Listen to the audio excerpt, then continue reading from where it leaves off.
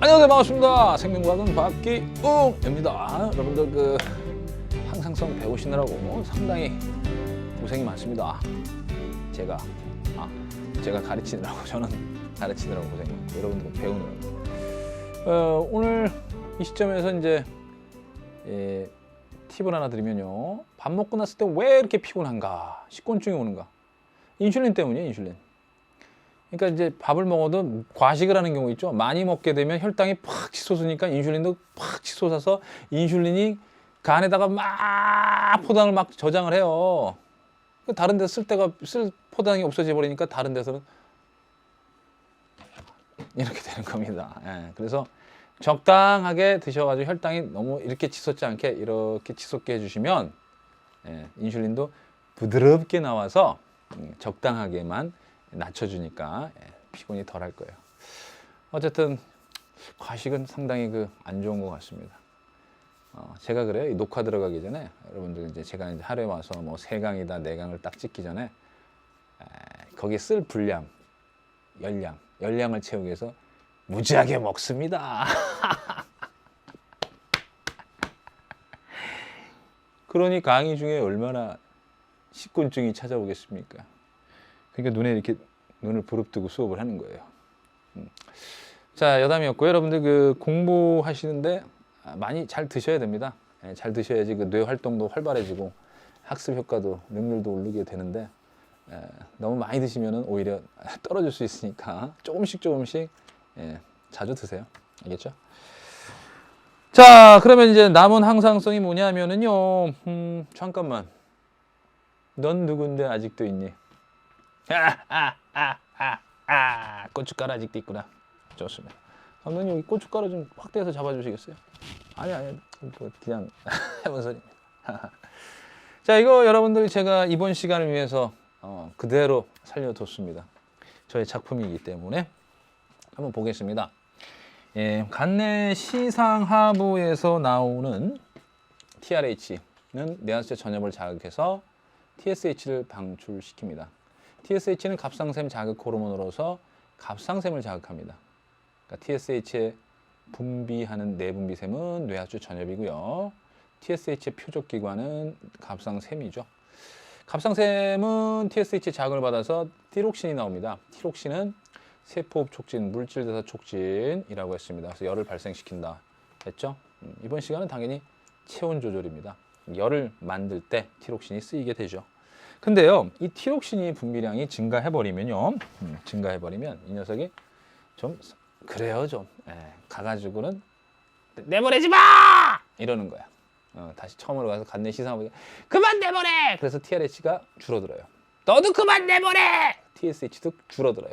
그래서 얘는 억제시키면 자기가 억제가 돼버려요. 자기가 줄어들어 버려요. 그러니까 얘가 감소되면요, 억제를 못 시키니까 얘가 다시 TRH가 증가해요. 그러면 다시 TSH 증가하고 본인도 증가합니다. 본인이 증가하니까 가서 또 나오지 마! 억제시키고. 자, 이런 식으로 이제 일어납니다. 그래서 티록신이 너무 많아지거나 너무 줄어들지 않게끔 이렇게 일정한 범위 내에서 증감이 반복되게끔 하는 이런 시스템을 음성 피드백 시스템이라고 합니다. 결과물이 다시 원인으로 작용해가지고 자기 자신에 계속 영향을 주고 있죠. 그러니까 결과가 원인을 억제해요. 원인이 되는 부분을 억제해서 자기 자신을 억제시키고, 억제가 안 되면 다시 증가하고. 음성 피드백 됐죠? 자, 그러면 이런 음성 피드백 시스템을 한번 실험을 통해서 한번 알아볼게요. 자, 지금부터 이제 제가 주사를 할게요. 정상인에게 주사를 해요. 그러면 이제 혈중 농도가 나올 거예요. 혈중 농도.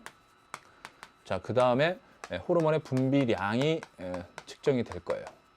TRH랑 TSH랑 티록신이요. 됐죠? 자, 주사를 이제 하는 겁니다. 자, 주사를 뭘 주사했느냐 하면은 티록신이야, 이건. TRH를 주사했어요. TRH. 얘를 주사했어. 얘를 주사하니까 당연히 TRH의 혈중 농도가 올라가겠죠. 피 속의 농도가 올라가겠죠. 당연한 얘기예요. 사실 이거는 뭐 안 써도 상관없는데. 그러면 얘의 양이 많아졌다는 얘기는 당연히 TSH 많이 분비가 되겠죠. 분비량이에요, 이거는. 요건. 그러면 당연히 티록신도 많이 분비되겠죠. 얘가 많이 분비되죠. 그러면 얘는 분비가 되는 양이 억제되겠죠.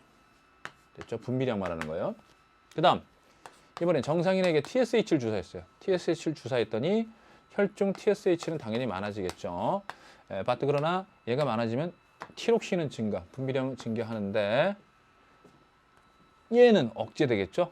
얘가 분비량 많아지니까 얘 억제되고 억제되겠죠. 분비량이 억제가 되는 거예요. 분비량이에요. 혈중 농도고. 그 다음 티록신을 주사한다고 생각해 보세요. 티록신을 주사했어. 티록신을 주사했더니 당연히 티록신 농도는 많은 거고요. 당연히 TRH가 억제되죠. 그죠? 티록신이 많으니까 TRH 분비량 억제되고 TSH도 분비량 억제돼요. 그러면 자기도 분비량이 억제되는 겁니다. 자, 여기서 여러분들 어떠한 공통점을 발견할 수 있냐면요. 외부에서 유입되고 있는 호르몬들은요. 외부에서 주입할 때 그 호르몬은 분비량이 줄어들어요. 분비량. 외부에서 들어온, 즉 호르몬이 많아지잖아요. 들어와서 호르몬이 많아지잖아요. 그러면 그 호르몬은 분비량이 줄어들어요. 티록신을 주사했다. 그러면 티록신이 분비량이 줄어드는 거. 이런 식이에요. 그러니까 여러분들 약물 중에서도 이제 호르몬 계통의 뭐 스테로이드제라든가 이런 호르몬 계통의 약물이 몸에 유입되면요. 부작용이 이제 초래가 될 수 있죠. 특히 이제 여러분들 몸에서 분비되는 양이 줄어들어서 이제 기능이 많이 저하될 수도 있습니다. 먹는 피임약인가요? 뭐 여성 호르몬 제제이기 때문에 또 여성 호르몬 분비에 영향을 줄 수도 있고, 특히 내분비계 교란 물질 같은 경우, 환경 호르몬 같은 경우 알게 모르게 우리 몸에 상당히 많이 유입되는데 상당히 생식기관이라든가 특히 남성의 정자수 감소시키고 생식기관 퇴화시키고, 그죠? 뭐 여성들에게는 뭐 유방암이나 자궁암 일으키고 하는 그런 것들이 미량이지만 우리 몸에 들어와서 여러 가지 교란을 일으키는 거예요. 그러니까 외부에서 들어온 호르몬들은 우리 몸에 분명히 분비량을 바꾸게 되는 거죠. 자, 요거까지 여러분들 이제 알아두셨으면 그 다음 작업은 뭐냐면 이번엔 제거하는 겁니다. 제거. 한번 제거해 볼게요. 제거. 뇌하수체 전엽을 제거해 볼게요. 뇌하수체 전엽을 제거했다. 어떤 일이 벌어지죠? 얘가 제거됐으니까 얘가 그쵸. TSH가 굉장히 줄어들겠죠. 혈중 농도. 한마디로 얘기하면 얘가 이제 분비량 줄어들지. 혈중 농도도 줄어들고 당연히 분비량도 줄어들게 되면은 얘가 줄어들게 되면은 티록신도 분비량 줄어들게 되고, 그죠? 그 다음에 TRH는 많아지겠죠. 얘는 줄어들었으니까 얘 안 나오니까 얘 줄어들고 당연히 얘는 많아지고요. 됐죠? 이번에는 갑상샘을 제거했다고 해볼게요. 갑상샘을 제거했어. 갑상샘을 제거하면 갑상샘에서 나오는 티록신이 굉장히 줄어들겠죠. 혈중 농도 줄어든다. 당연히 또 분비량도 줄어드는 거죠. 분비가 줄어드니까 혈중 농도 줄어든 거게 된 겁니다. 이건 뭐 안 써도 상관없는 내용이에요, 이런 건. 됐어요? 자, 그러면은 어떤 일이 벌어지느냐 하면은 얘가 줄어들었으니까 갑상샘이 제거돼서 얘가 줄어들었으니까 얘는 증가, 분비량이 증가된다. 이렇게 보시면 되겠죠. 뭐 이런 식입니다. 다 음성 피드백을 이용한 거예요. 라스트 하나만 더. 아이오딘이 결핍됐어. 아이오딘. 즉 요오드. 자, 요오드가 결핍돼가지고 티록신이 안 만들어져. 티록신이 안 만들어지면 어떻게 돼? 그러니까 해조류 있잖아요. 미역이나 다시마나 미역 같은 그런 해조류를 섭취 못하는 예를 들면 중앙아시아 사람들, 그런 사람들에게 좀 많이 나타난다는데요. 이 아이오딘이 결핍되면 티록신이 안 만들어지잖아요. 그죠? 티록신이 안 만들어져요. 티록신이 안 만들어지게 되면 얘가 티록신의 농도가 현저하게 이제 줄어든 상태가 되고요. 현저하게 거의 다 없다고 생각하셔도 돼요. 분비량도 줄어든 거니까, 안 만들어지니까. 그러면 어떤 일이 벌어지겠습니까? 얘가 안 만들어져. 아이오딘 결핍 때문에 티록신이 안 만들어지면 얘가 증가하겠죠. 증가하니까 내보내! 네, 알겠습니다. 내보내! 없어요. 내보내! 없어요. 내보내! 없어요. 내보내! 없어요. 없지. 티록신이 없지. 못 만들지. 그래서 갑상샘은 계속 자극받아서 점점 비대해지겠죠. 갑상샘 비대증이에요. 갑상샘 종이라고 해, 갑상샘 종. 일종의 종양 이렇게 되는 거죠. 그래서 뭐 이렇게 이렇게 되는 그런 거 아마 사진으로 보신 적 있으실 겁니다. 알겠죠? 그래서 이렇게 되는 거죠. 자, 그래서 이런 것들을 여러분들이 띵크를 하면서 요 본질을 가지고 이렇게 여러분들이 찾아내시면 되는 거예요. 그러니까 이런 걸 가지고 응용해서 내면 여러분들이 조금 이제 까다로울 수 있는데 까다롭지 않은 이유가 뭐냐면 그려놓고 푸세요. 이런 거 이렇게 그려놓고 푸세요. 알겠어요? 자, 반드시 제가 시킨 대로 하신다고 그랬으니까 자, 그러면 여기에 관련된 문제 한번 풀어보고 체온 조절 들어가 볼게요. 자, 우리들의 교재 140페이지 2번 들어갑니다. 140페이지 2번 기억, 내분비생 기억은 뇌하초 전엽이다. TRH는 TSH를 방출시켜주는 호르몬이니까 얘를 방출시켜주는 호르몬이니까 얘는 뇌하초 전엽에서 나오죠. 맞죠? 혈관에 TSH를 주사하면 TRH의 분비는 주사 전보다 증가한다. 자, TSH를 주사했어요. 그럼 TSH 양이 많아졌어요. TSH 양이 많아졌으니까 티록신의 양은 많아집니다. 그러면 얘는 억제 이렇게 되겠죠. 그래서 TRH의 분비는 억제되니까 줄어드니까 틀렸죠.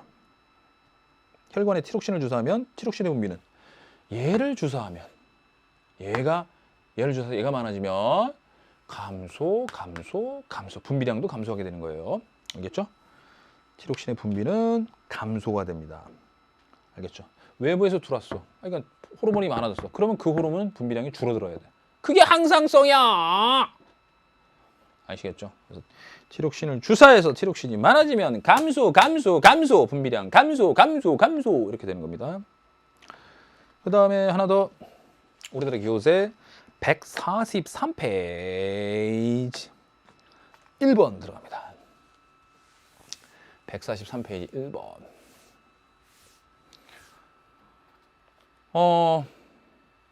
요 문제를 푸는데 143페이지의 1번을 푸시는데 이 문제 이것만 보고 풀라고 하시는 분들이 상당히 많습니다. 그러면은 안 풀려요.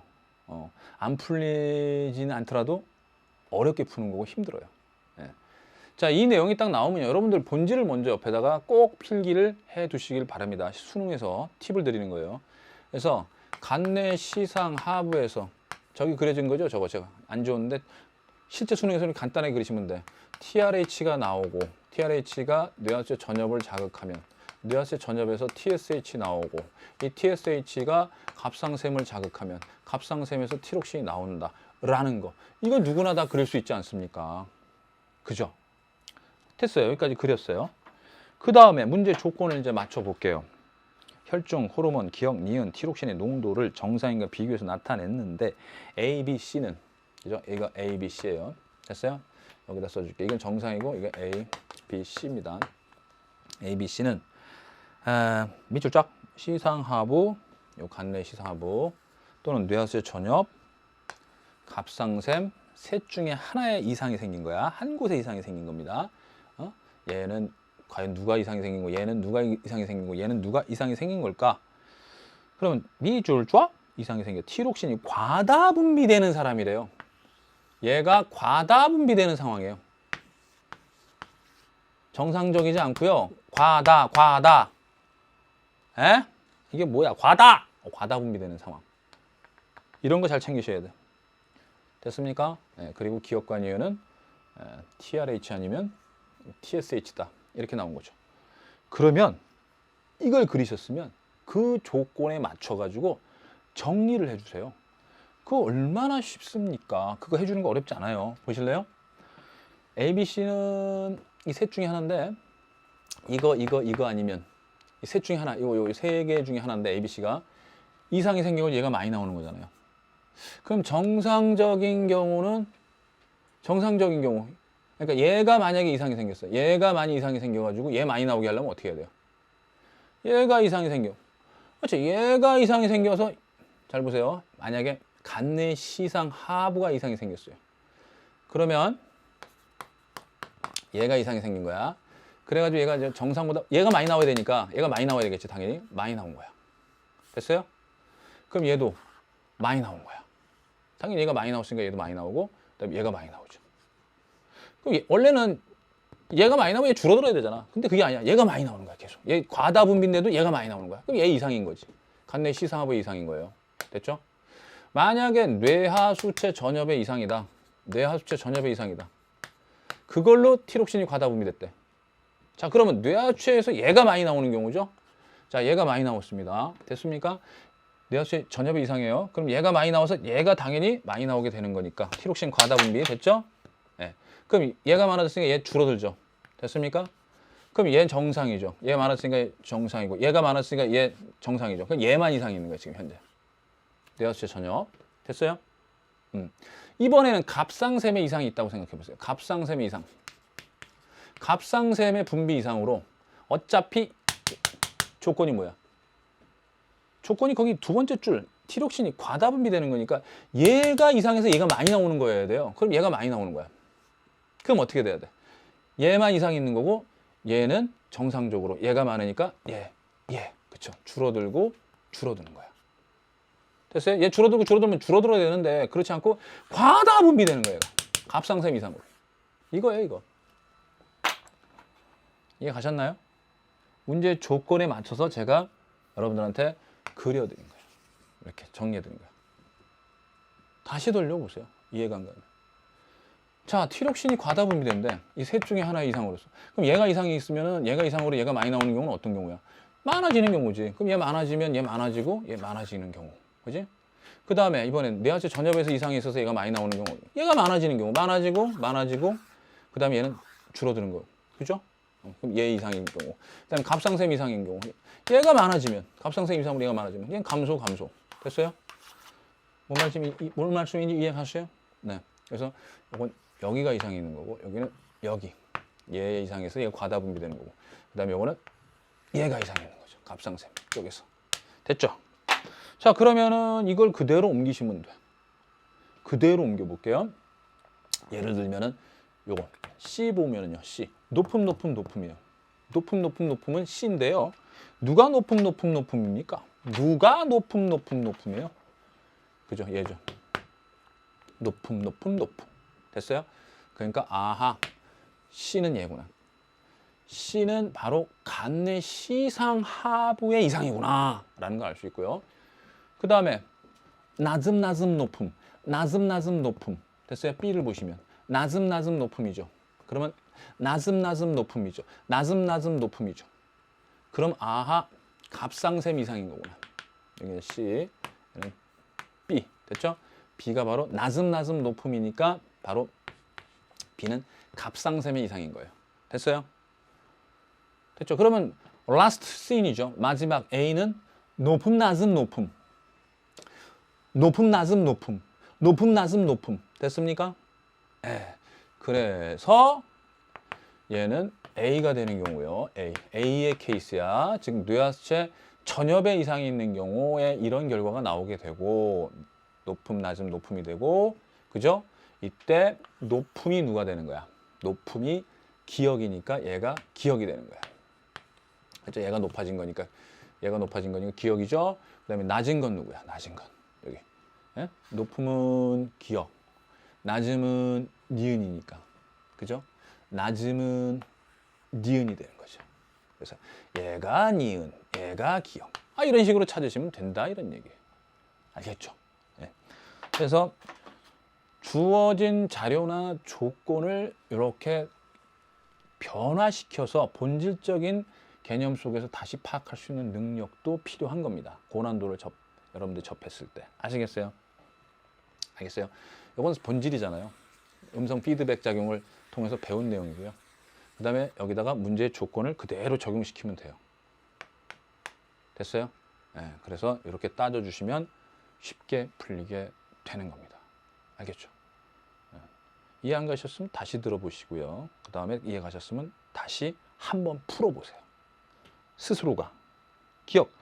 갑상샘은 기억의 표적기관이다. 기억은 TSH예요. 그죠? 기억은 TSH니까 갑상샘은 TSH의 표적기관 맞습니다. 니은 A는 뇌하수체 전엽에 이상이 생겼다. 그렇죠. A는 뇌하수체 전엽에 이상이 생겼을 때의 결과입니다. 높음, 낮음, 높음. 됐습니까? 오케이. 그 다음에 디귿. B는 중추신경계에 속하는 기관에 이상이 생겼다. B는 갑상샘이에요. 갑상샘에 이상이 생긴 거예요.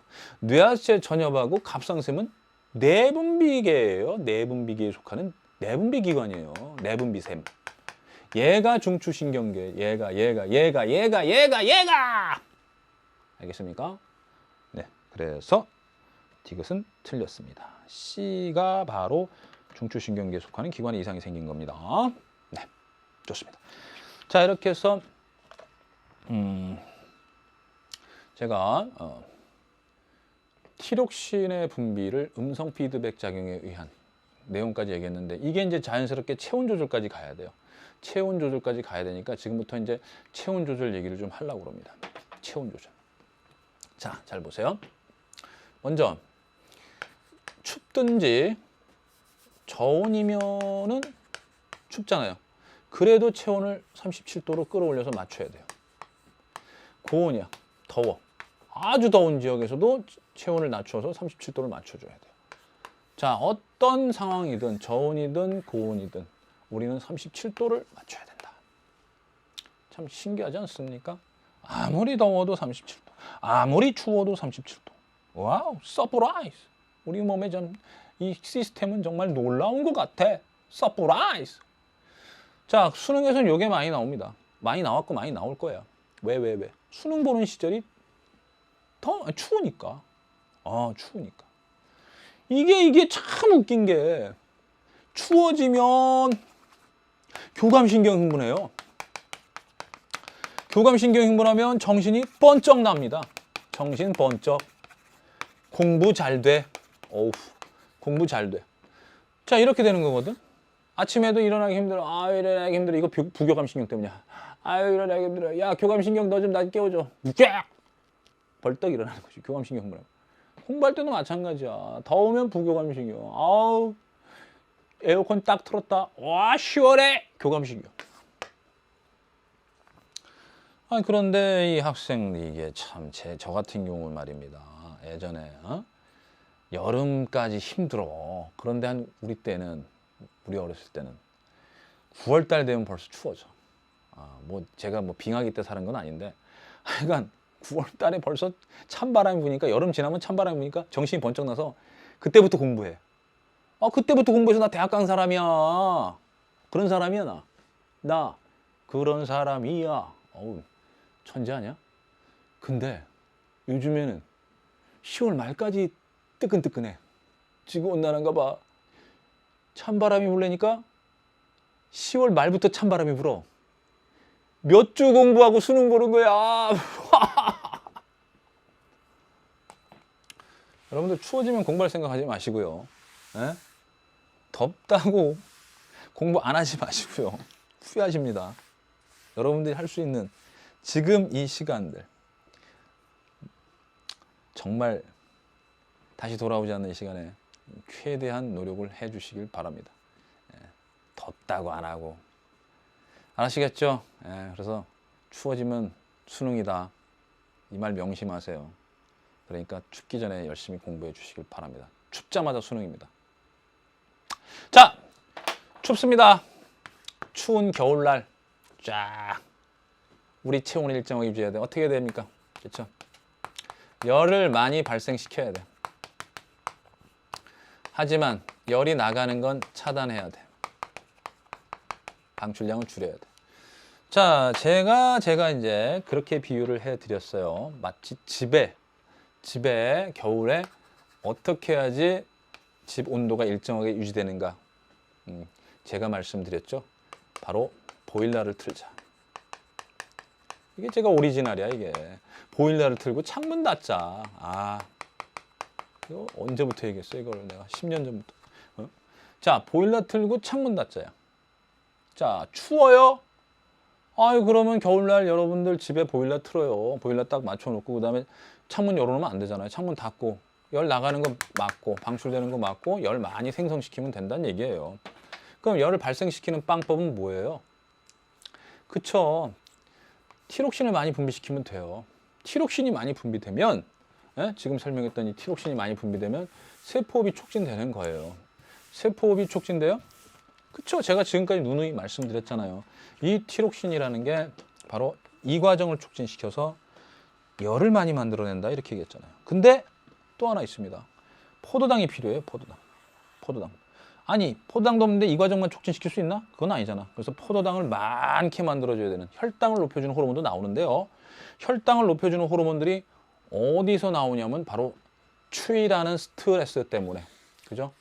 제가 얘기했었죠. 그동안 계속 여기서 나오는 겁니다. 겉질에서 당질, 코르티코이드, 당코코 나오고요. 속질에서 에피네프린이 나오게 돼요. 부신에서 나오는 거예요. 부신이 뭐라고요? 스트레스 대항기관, 항스트레스 기관이에요. 그래서 간내에서의 신호를 받는 거예요. 간내 C상 하부에서의 신호를 받아서 여기서 이런 호르몬들이 나오는 겁니다. 추위는 너무 싫어. 우리 수만 년의 인류의 역사에서 과거 우리 조상들이 추위에 얼마나 시달렸는데 추워. 부신 나와. 부신 땅코코 에피 땅코코. 오케이 나왔습니다. 따라서 티록신이 분비량 증가하고요. 에피네프린 분비량 증가하고요. 당코코 분비량 증가합니다. 됐죠? 네. 글루카곤은 생각하지 마세요. 그건 혈당 낮을 때 높이기 위해서 나오는 거고요.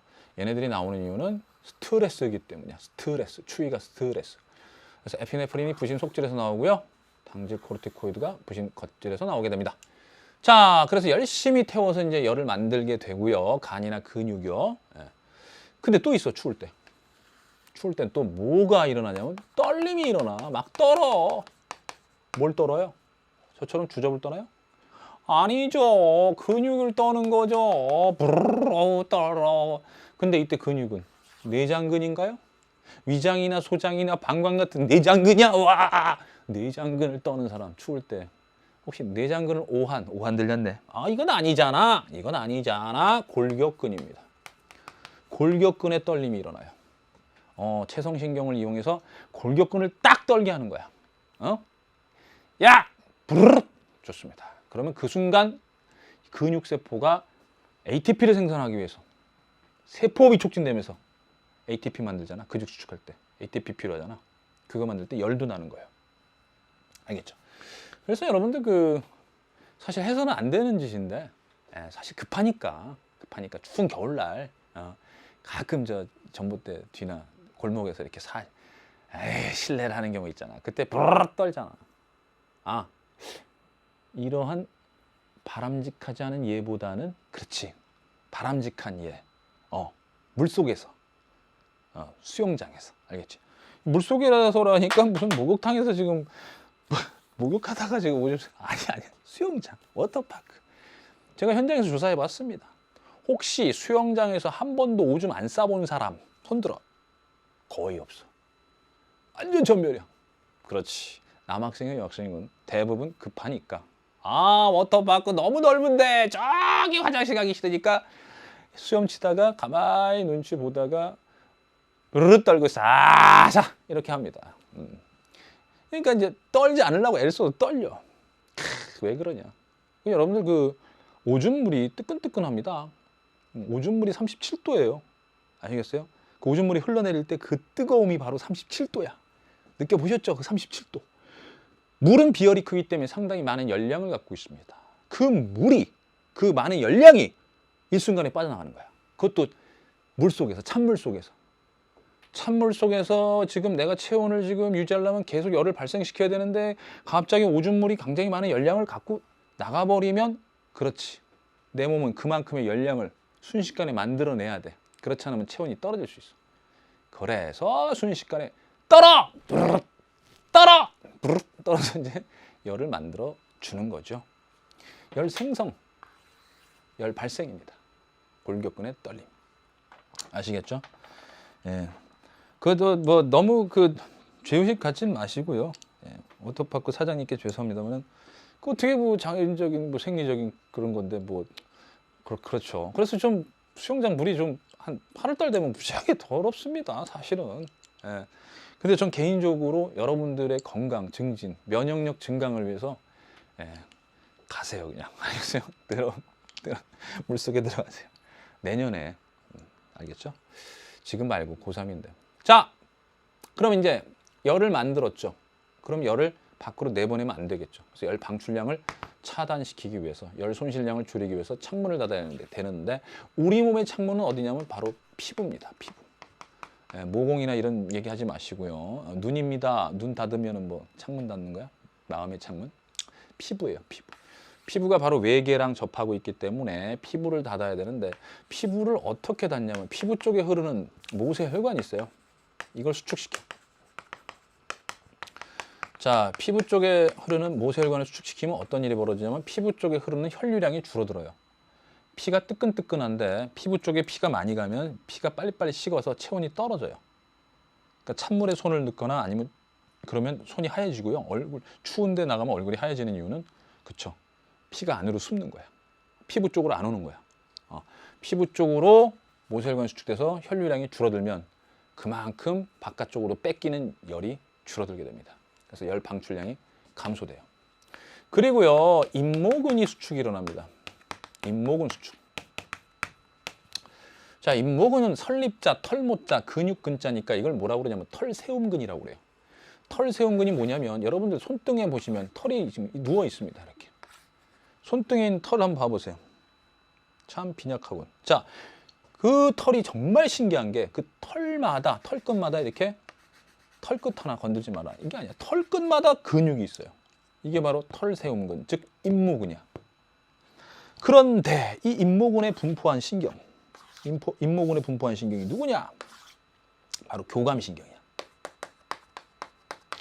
교감신경이 쫙 얘네들에게 노르에피네프린을 쫙쫙쫙 뿌려대면 얘네들이 수축해. 촥촥촥 수축해. 예? 수축해가지고 얘네들이 이렇게 딱 짧아지면서 잇모근이 짧아지면서 이렇게 서요. 촥촥촥. 예. 털이 서요. 여러분들 혹시 여러분들 의지대로 털을 세울 수 있나요? 한번 털 세워보세요. 안 씁니다. 정말 아마 여러분들 의지대로 털을 세울 수 있는 사람은 기네스북에 올라갈 것 같아요. 머리털 삐쭉 삐쭉. 네. 이건 우리의 수의적인 운동으로 되는 게 아니에요. 이건 불수의근이에요. 이 잇모근은 불수의근이기 때문에 이렇게 체성신경이 아닌 자율신경이 분포하고요. 그 자율신경 중에서도 교감신경이 분포해서 교감신경이 흥분하면 털이 서는 거예요. 이렇게. 아시겠어요? 자, 그러면 잠깐만. 털을 섰어. 즉 소름이 끼친 거야. 잇모근이 수축해서.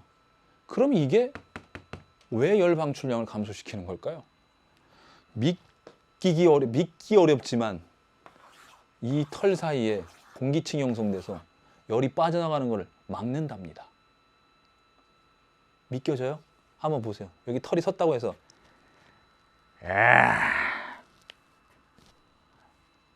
우리는 아닌 거죠. 제가 지금 강의하면서 이 내분비, 이 여러분들에게 일어나는 생명현상은 사실 지금 최근에 이루어진 게 아니에요. 우리의 조상 때부터 오랜 기간 진화 과정에서 이루어진 겁니다. 그러니까 우리 조상들 생각하시면 돼요. 조상들 생각하면요, 이렇게 털이 북실북실 이렇게 북실북실이 있어요. 털이 굉장히 깁니다. 예? 털이 굉장히 길어요. 그 털이 이제 이렇게 쓰는 거죠. 이렇게. 털이 이렇게 서요? 아니죠. 이렇게 씁니다. 밑둥치가 이렇게 쓰니까 결국 밑둥치에 실제 공기층이 형성되는 거야. 동물들이 털을 세우고 새들도 깃털 세우고 하는 것들이 바로 그렇죠. 추울 때. 그러면 야 진짜 따뜻해지는 거야. 옷이 그렇잖아요. 옷. 털이 많은 털 스웨터 같은 거 따뜻한 이유예요. 담요가 따뜻하고 오리털 파카 따뜻한 이유가 바로 이런 겁니다. 맨살보다는 스타킹 따뜻해요. 왜? 올과 올 사이에 공기층이 있으니까. 아, 알겠어요? 정말 오케이. 그래서 잇모근 수축은 뭐 이거는 이제 주된 진화 과정에서 이제 얘기고요. 뭐 기타 뭐 잇모근 수축으로 인해서 그렇죠. 뭐 피부하고 바깥쪽으로 빠져나가는 그 모공 뭐 이런 것들 줄이고 뭐 하여간 여러 가지 이제 뭐 또 다른 이유도 있습니다. 여튼 여러분들은 이렇게 알면 돼요. 그냥 잇모근 수축은 열방출량을 줄인다. 그냥 이렇게 하시면 돼요. 바깥쪽으로 빠져나가는 열을 차단시킨다. 이렇게 그냥 알아두시면 되겠습니다. 알겠죠? 털이 많아야 되는 거. 그러지 마시고 또 다른 여러 가지 또 이유도 있고 그래요. 자, 잇목은 수축, 그 다음에 추울 때는 소름 끼치고, 모세혈관 수축해서 피부 쪽이 하얘지고, 땀은 나오면 안 되지. 이거 다 누가 해주는 거야? 교감신경의 작용이라고 그랬죠. 네, 좋습니다. 이렇게 해서 우리 몸의 체온이 떨어지지 않게 지켜주는 겁니다. 반면에 더울 때는 어떻게 되는 거야? 더울 때는 열 발생량은 감소. 즉 보일러 끄는 거예요. 보일러 끄고 밖으로 많이 열을 내보내야 돼. 에어컨 가동해가지고 막 식혀. 그러니까 보일러 끄는 거. 보일러 꺼가지고 얘네들 안 나오게 합니다. 얘네들 안 나오게. 그럼 티록신이 거의 분비가 안 돼. 물질 대사가 거의 안 일어나. 어떡하지? 더우니까. 38도 여름 생각해 보세요. 여러분들 너무 더워. 너무 더우니까 얘가 거의 안 나와 버려. 티록신이 안 나오니까 이 과정이 거의 안 일어나. 이 과정이 일어나면 이 과정이 열 나오니까 안 되니까 거의 이거 일어나지 않는데 이것도 안 일어나. 이게 안 일어나면 이것도 안 만들어지네. 이것도 ATP도. ATP 안 만들어지니까 근육 수축도 안 되니까 근무력증. 손 하나 까딱하기 싫어. 아이고 더워. 아이고 더워. 아이고 더워. 에어컨. 이럴 때 에어컨 딱 틀어주면 이제 다시 얘가 나오면서 얘가 진행되면서 ATP 만들어지니까 그때야 좀 생기 찾기 시작하는 거야. 이제 일 좀 해볼까, 공부 좀 해볼까. 그래서 공부할 때는 추울 때가 딱이야. 더울 때는 정말 생리학적으로 힘들어 공부하기가. ATP가 안 만들어지는데, 그지? 네, 좋습니다. 그래서 물질 대사는 억제되고요. 더울 때 여름에 물질 대사 억제되고 땀 많이 흘리게 됩니다. 그리고 모세혈관이 이완돼 가지고 이때는 교감신경이 억제되는 겁니다. 부교감신경 때문에 모세혈관이 확장된다 이거 아니에요. 교감신경이 흥분되면 수축하는 거고요. 이렇게 되는 거고요. 교감신경이 흥분하지 않고 억제되면 그렇죠. 모세혈관이 확장돼서 이완돼서 얼굴이 벌게져서 열을 화끈화끈 내보내게 되는 거예요. 열 방출을 촉진시키는 거야. 더울 때. 땀 분비도 촉진돼 가지고요. 그렇죠. 빨리빨리 식혀주는 거야. 땀이 증발하면서 기화열이 크니까 땀이 증발하면서 빨리빨리 피부를 차갑게 해줘서 몸을 식히는 겁니다. 체온이 높아지지 않게끔 해주는 거예요. 아시겠죠? 좋습니다.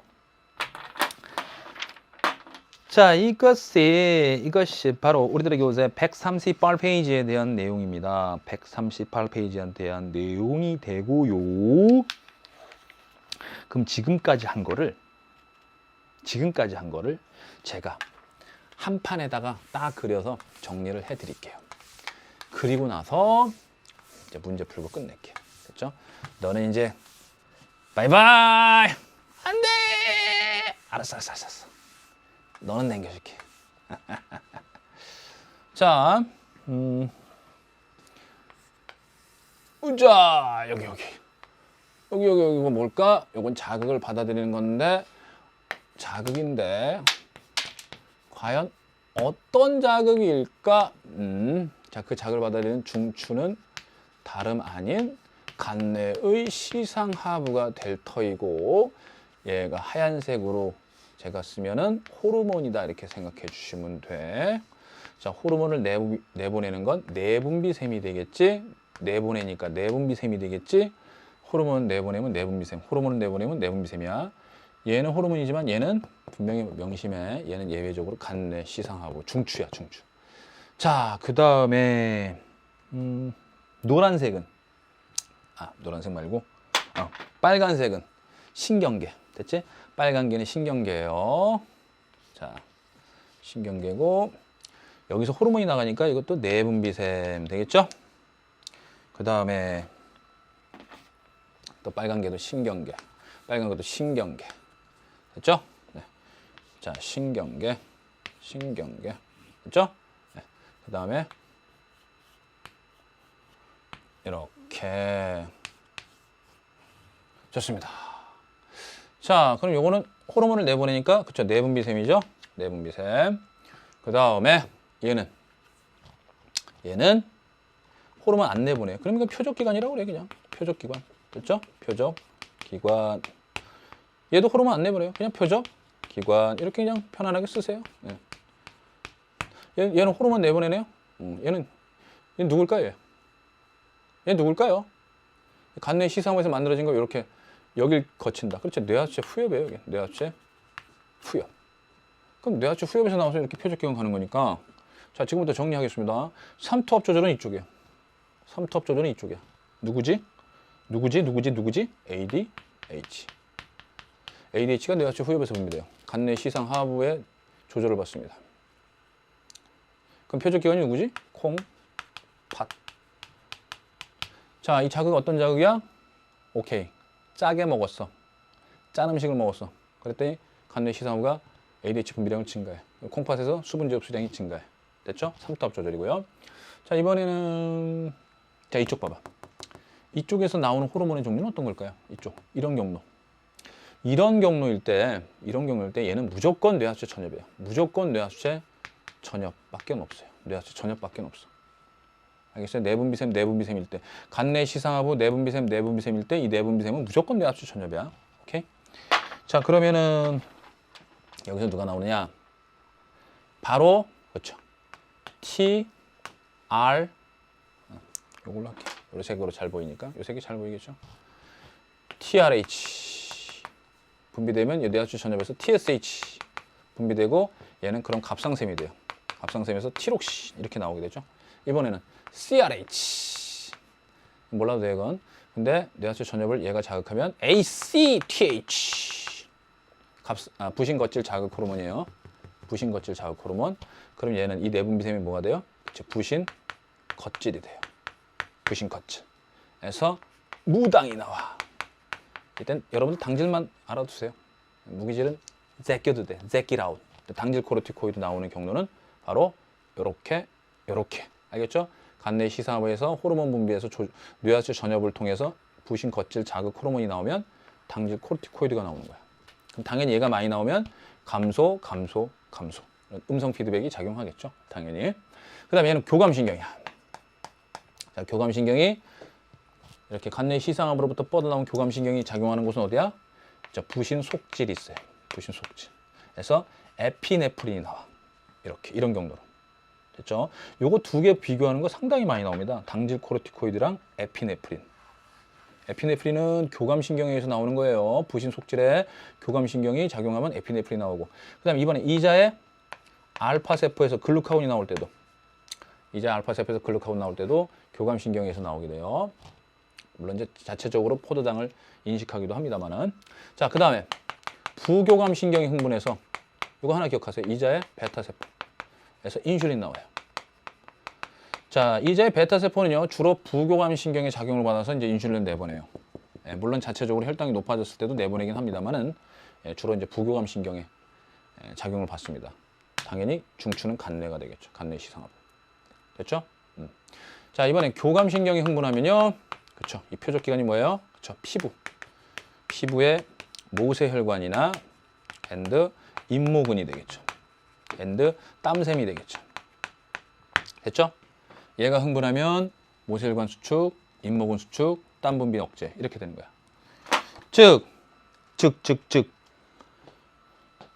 추울 때는 혈당이 높을 때는 이쪽 흥분하는 거야. 부교감신경, 간내 시상하부가 부교감신경 흥분해서 이자의 베타세포에서 인슐린 나와서 혈당 낮추고. 혈당이 낮을 때 배고파. 배고파. 혈당이 낮을 때는 그쵸. 스트레스니까 부신거칠에서 혈당 높이는 당질 코르티코이드 나가겠죠. 그 다음에 역시 스트레스니까 부신 속질에서 에피네프린 나가겠죠. 그 다음에 혈당이 낮으니까 당연히 혈당 높이는 글루카곤, 이자의 알파에서 글루카곤 나오겠죠. 교감신경 흥분해. 화가 나. 아우, 신경질 나. 배고프니까. 자, 그래서 이렇게 세 가지가 배가 고플 때, 혈당이 낮을 때 나갑니다. 자, 이번에는 추울 때? 오케이. 추울 때입니다. 추울 때는 이렇게. 자, 요 무기질은 빼버릴게요. 자, 이렇게. 됐죠?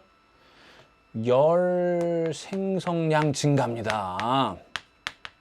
티록신 많이 나오고요. 스트레스니까, 추위가 스트레스니까 부신거칠에서 당질 코르티코이드, 부신 속질에서 에피네프린 나와가지고 혈당 높이고 뭐 에피네프린 또 심장 박동만 빠르게 하면서 그죠? 그리고 이제 티록신이 물질대사 촉진시키니까 열 생성량 증가하면서 동시에 요거 교감신경이 또 흥분하죠. 추우니까. 그래서 얘네들이 수축, 억제에 대해서 열 바깥쪽으로 빠져나가는 발산량은 억제시키죠. 됐죠? 이렇게 됩니다. 되셨죠? 네, 좋습니다. 뭐 더울 때는 반대로 더울 때는 얘가 억제되고요. 더울 때는 얘네들 억제되고 교감신경이 억제돼서 모혈관 이완, 잇모근 이완, 그 다음에 땀 분비 촉진 이렇게 되는 겁니다. 아시겠죠?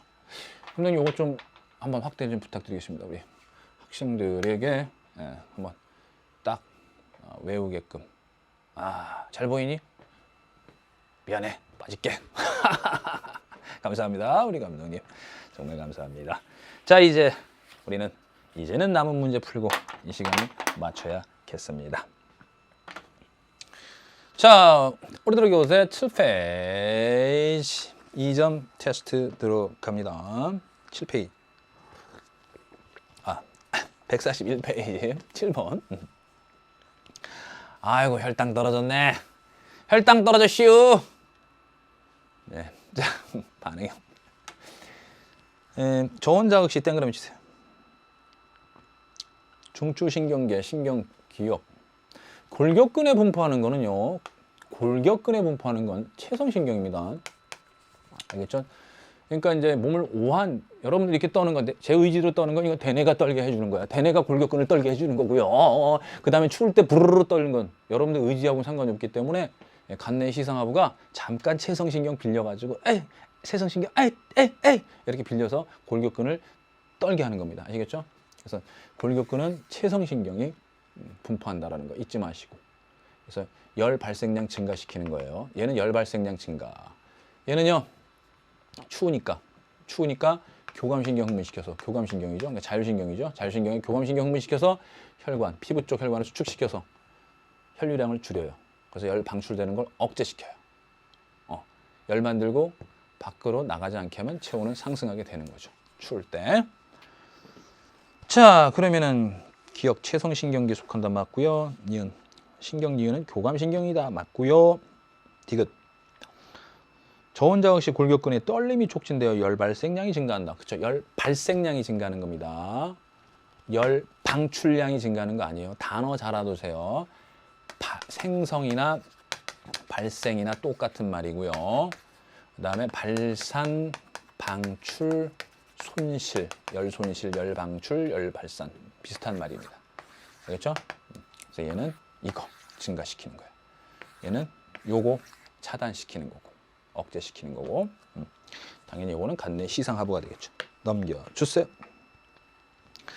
자, 우리들은 교재 142페이지 10번이 되겠습니다.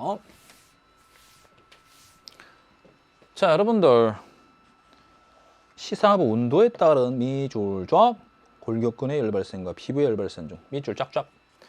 여러분들 시상하부 온도가 바로 우리가 느끼는 온도. 그러니까 예를 들어서 지금 시상하부에 딱 열었어. 딱 열어가지고 시상하부에다 얼음을 얹어놨어. 지금 더운 여름이에요. 근데 시상하부에서 얼음 얹어놨더니 시상하부가 아우 추워 안 되겠다 체온을 높여야겠다 그러면서 막 체온을 높여요. 그 막 오돌오돌 떨어요. 여름인데도 막 오돌오돌 떨어. 왜? 시상하부가 추우니까. 반면에 딱 열어가지고 핫팩을 얹어놨어. 시상하부에다가. 시상하부는 뜨겁다고 느낄 거 아니야. 그러면 이제 땀을 막 흘리게 되는 거야. 더우니까.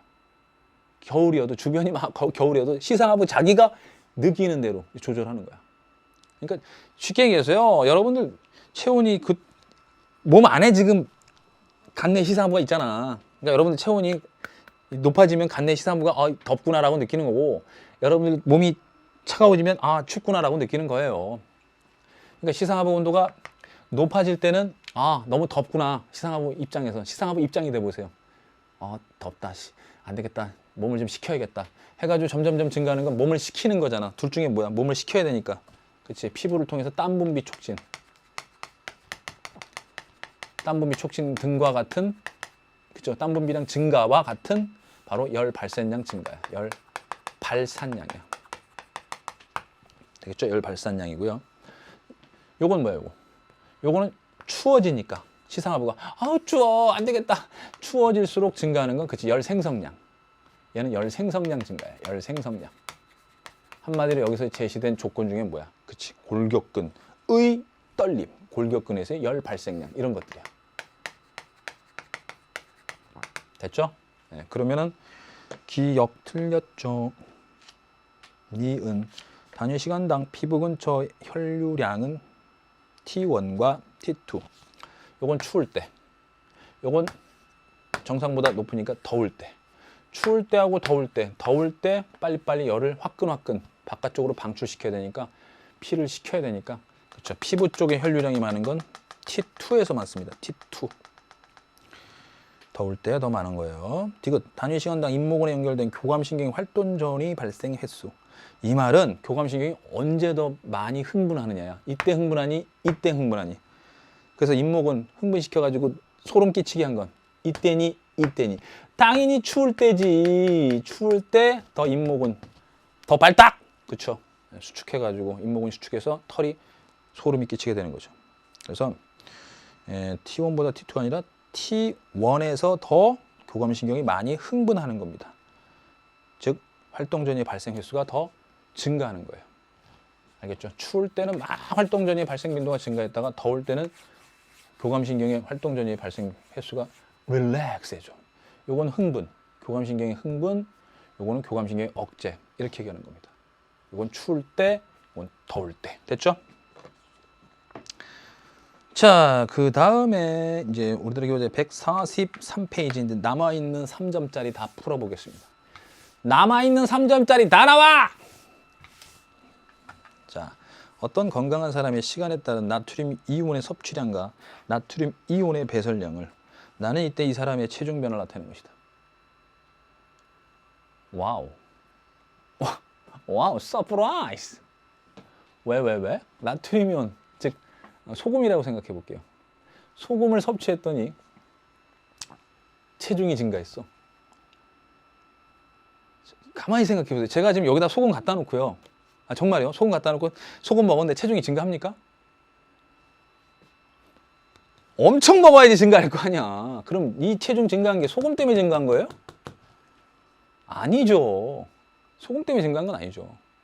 이렇게 생각해 주셔야 돼요. 소금만 먹었다 생각하시면 안 되고 물을 평상시처럼 마신다고 생각하세요. 알겠죠? 물을 평상시처럼 마시는 거예요. 근데 정상적인 경우는 물 마시면 오줌으로 나가고 물 마시면 오줌으로 나가잖아요. 그죠? 근데 체중 변화가 이제 없단 말이에요. 그런데 소금을 먹고 물을 마시게 되면 그쵸? 내 몸이 짜니까 물이 다 빠져나가지 않죠. 알잖아. 짠 라면 먹고 이제 자고 나면 얼굴 퉁퉁 붓잖아요. 염분이 한꺼번에 빠져나가지 않으니까 조금씩 나가면서 이제 물이 고여 있다고 그랬잖아. 그거예요. 그래서 체중이 지금 불어난 거예요. 물이 고여 있다는 얘기야. 여러분들 몸에. 즉 체액이 증가한 거예요. 체액이. 이런 식으로 이해해 주셔야 돼. 이 자료는. 알겠죠? 그냥 이 순간 제가 여기서 소금 먹겠습니다 하고 소금 먹었는데 체중이 증가하는 거 아닙니다. 평상시처럼 물을 이제 마시는데 물을 마시는 와중에 이제 빠져나가는 물이 마신 만큼 있으면 체중 변화 없지만 그치 마신 물이 빠져나가지 못해. ADH 때문에 수분 제흡수돼서 그럼 몸에 물이 많아지는 거예요. 몸에 물이 많아져서 체중이 올라간 거예요. 이렇게 생각해 주셔야 돼요. 아시겠죠? 네, 좋습니다. 단위 시간당 오줌 생성량은요 T1일 때보다 T2일 때 많다. T1하고 T2인데요. 짜잖아요. 짜게 먹었으니까 소금 먹었으니까 삼투압이 높잖아요. 삼투압이 높을 때 뭐가 많이 나와요? 그쵸? ADH가 이때 더 많이 나와요. ADH가 이때 더 많이 나오면 수분 접수가 활발해지니까 오줌량은 줄어듭니다. T2일 때 줄어들어요. 알겠죠? 이렇게 논리적으로 생각해 주셔야 돼요. 지금까지 배운 걸 ADH 분비량으로 비교하셔가지고 그래서 기억은 틀렸습니다. 체내 수분량은 T1일 때보다 T3 좀 전에 제가 말씀드린 그대로입니다. T1일 때하고 T3일 때 이때는 먹은 물을 그대로 내보낸다. 거의 먹은 물만큼 비슷하게 내보내는데 근데 이때는 먹은 물이 몸으로 재흡수가 돼가지고 오줌량이 적어지니까 몸의 체중이 점점 불어나게 되는 거죠. 체액이 많아지게 되는 겁니다. 그래서 T1보단 T3가 체내 수분량이 더 많다. 이렇게 생각해 주셔야 돼요. 알겠죠? 네. 제가 말한 조건이 여기에 안 들어가면 이 문제는 이상해지는 겁니다. 이때나 물도 안 먹은 상태로 한 어떻게 이렇게 체내 수분량이 똑같나요? 이런 질문을 제가 받았기 때문에 지금 말씀드린 거예요. 그래서 지금 물을 안 먹게 되면 이건 설명이 좀 곤란해지는 상황이 되기 때문에 계속 일정한 평상시처럼 수분 섭취를 했을 때라는 조건을 제가 달아준 겁니다.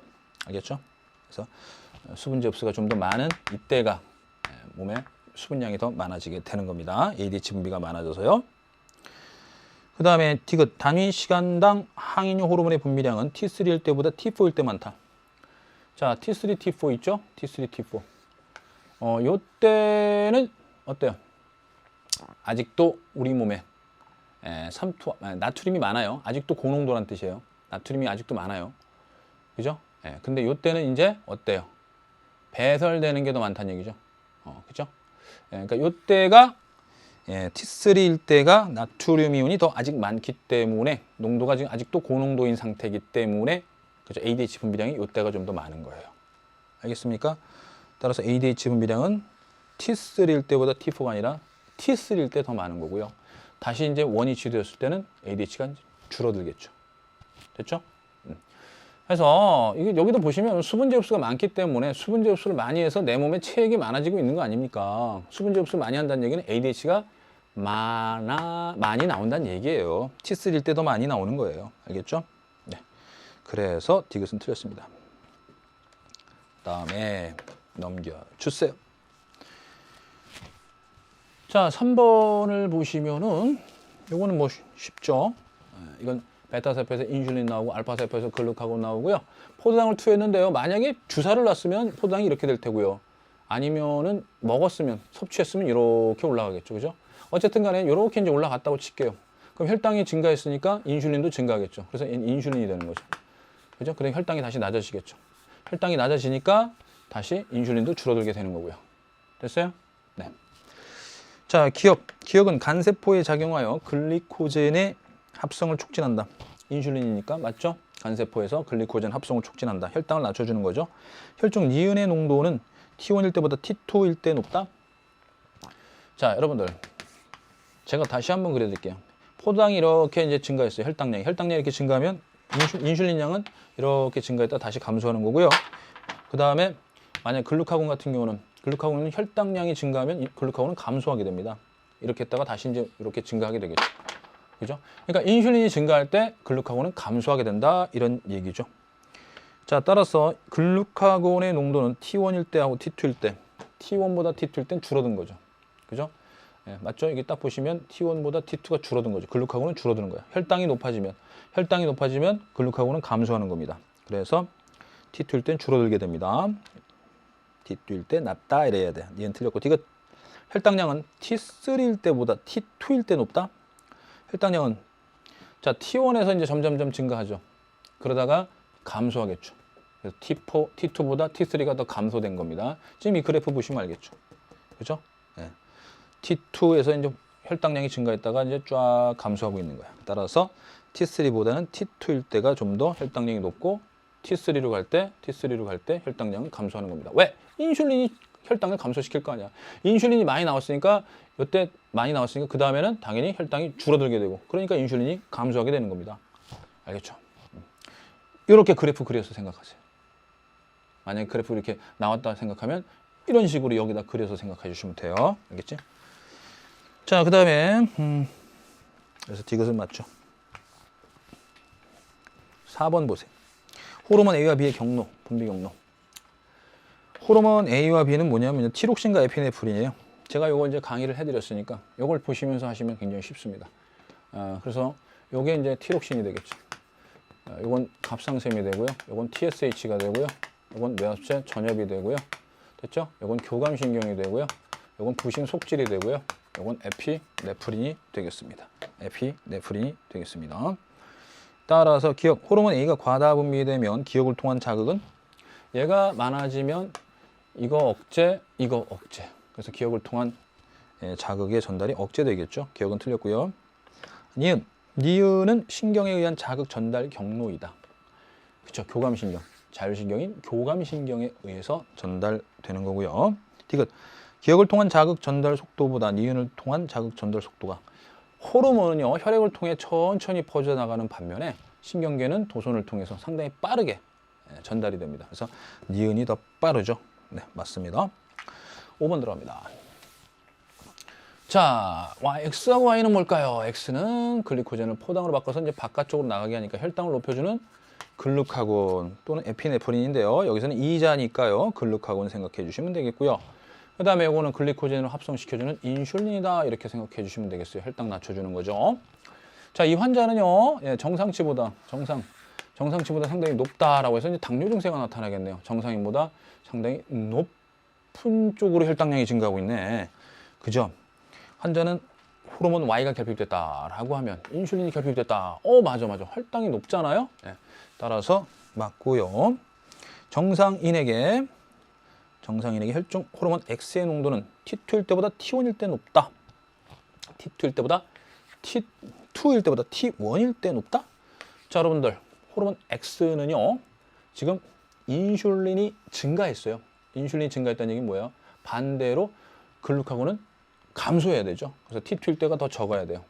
이렇게 감소해줘야 돼요. T2일 때가 더 적어야 됩니다. 그래서 T2일 때보다 T1일 때 높다. 오케이. 그러면 T2가 더 적다는 얘기니까 맞죠? 그 정상인에게 혈중 호르몬 Y의 농도는 T3일 때보다 T2일 때 높다? T2일 때하고 T3일 때가 있는데요. 지금 보시면 알겠지만 혈당량이, 그러니까 혈당 그래프는 거의 인슐린 그래프하고 똑같습니다. 알겠어요? 그래서 제가 글루카곤 따질 때도 혈당이 증가했으니까 인슐린 그래프가 이렇게 증가할 테고 인슐린 그래프가 증가하고 글루카곤은 감소한다 이렇게 말씀드렸죠. 그러면 당연히 이렇게 인슐린량이 증가한 다음에 다시 혈당이 정상치가 됐으니까 다시 낮아지겠죠. 그럼 T2일 때가 인슐린 분비량이 증가하는 거고요. 혈당이 높으니까 당연히 인슐린 분비량 증가하고 줄어들었으니까 인슐린 분비량 감소한 겁니다. 그래서 T2일 때가 더 높습니다. 인슐린의 분비량은 T2일 때가 더 높다. 됐죠? 네. 그래서 둘 중에 하나가 지금 이상이 있다라고 했으니까 누가 결핍되었을까? 환자는 당연히 인슐린이 결핍돼서 이렇게 당뇨병 같은 그런 고혈당 상태가 되는 겁니다. 6번 시상압에 설정된 온도 변화에 따른 체온 변화를 나타낸 것입니다. 자, 잘 들으세요. 자, 37도에서 시상압을 설정을 해놨고 체온이 37도면 별로 큰 노력을 안 합니다. 시상압도 37도 딱 맞춰놨어. 그리고 내 체온도 37도야. 그럼 막 열을 생성하려고 애를 쓰거나 아니면 열을 방출시키려고 애를 쓰지 않아도 돼. 그냥 평상시처럼 그냥 살면 돼. 그런데 시상하부가 어떤 요인에서 딱 설정점 올렸어. 40도에 육박할 정도로 40도 육박할 정도로 딱 올렸어. 예를 들면 병원균이 들어왔어. 병에 걸린 거야. 병원균 침입. 와우. 병원균 침입이 되니까 이제 옛날 진화 과정에서 이제 어떤 일이 있었냐면은 막 아파가지고 병원균 우리의 인류의 역사에서도 수많은 세균들과 미생물과의 싸움이었는데 간내가 한번 열을 내본 거야. 보일러를 딱 틀어가지고 막 열을 내본 거야. 그랬더니 병원균들이 으아 더워서 못 살겠다 찜질방이냐 그러면서 다 죽어간 거야. 그래가지고 간내가 재미봐서 좋아 그러면 앞으로 이제 병원균 침입하면 온도 올리면 되겠네 하고 이제 딱딱 올리는데 이거 웬걸 이제는 39도 40도가 돼도 안 죽어. 지구온난화 때문에 이 녀석들이 더위를 즐겨. 그러니까 내 몸의 물질 대사가 안 일어나. 효소의 최저 온도 넘어가니까. 그래서 이제 해열제를 좀 먹어야 되는 거죠. 체온이 올라갔을 때. 어쨌든 병원균이 딱 침입을 했을 때 예를 들면 이제 간내 시상하부가 딱 여기 설정점 올렸어. 그럼 체온이 여기고 여기가 정상이라고 이제 얘가 딱 제시를 한 거야. 그럼 체온이 낮은 거야. 그럼 추운 거야.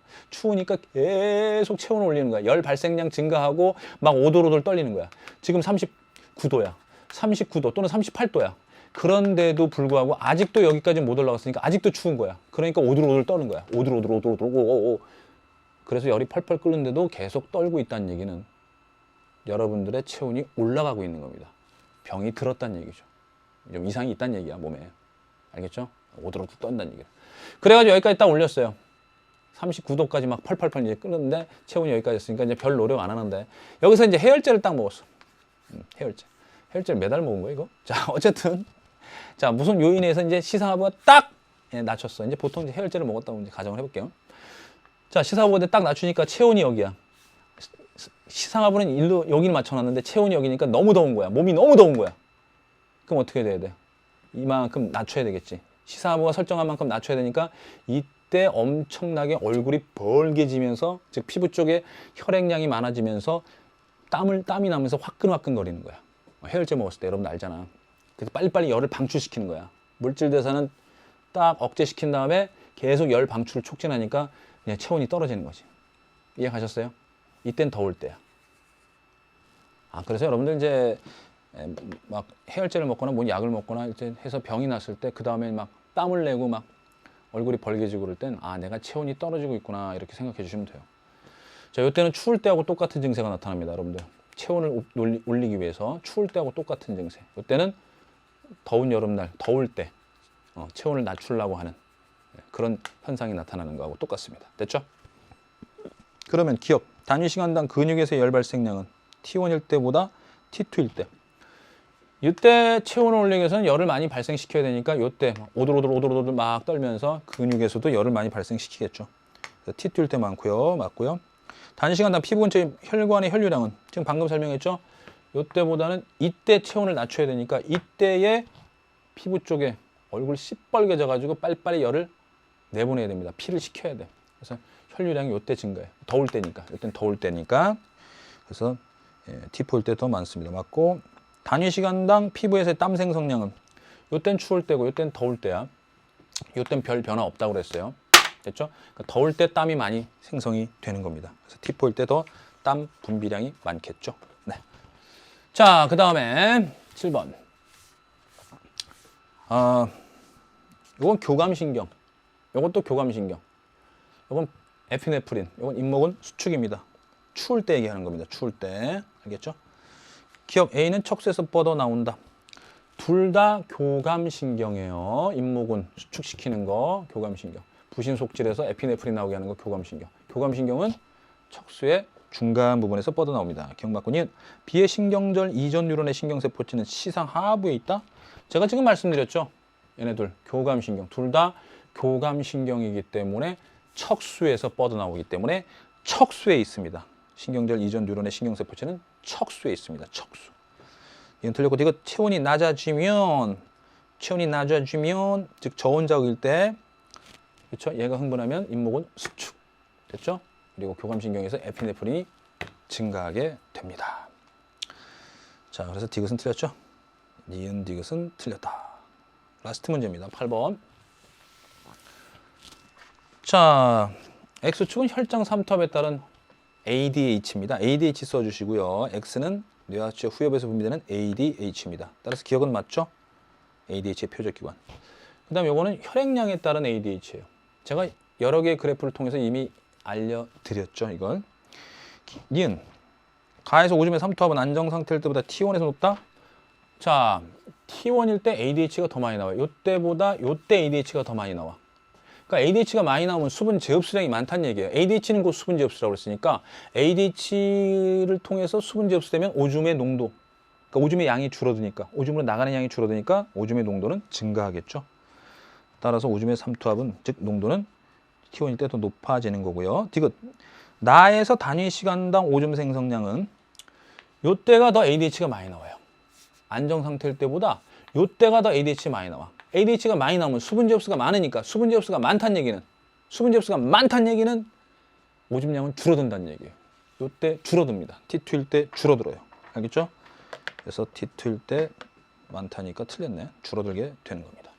자, 이렇게 해서 여러분들하고요, 수능 특강 교재에 나온 모든 내용들을 꼼꼼히 빠짐없이 이루었습니다. 전 이번 단원도 이루었습니다. 이제 다음 단원도 여러분들과 함께 이루어 갈 겁니다. 오케이! 수고했습니다. 바이바이!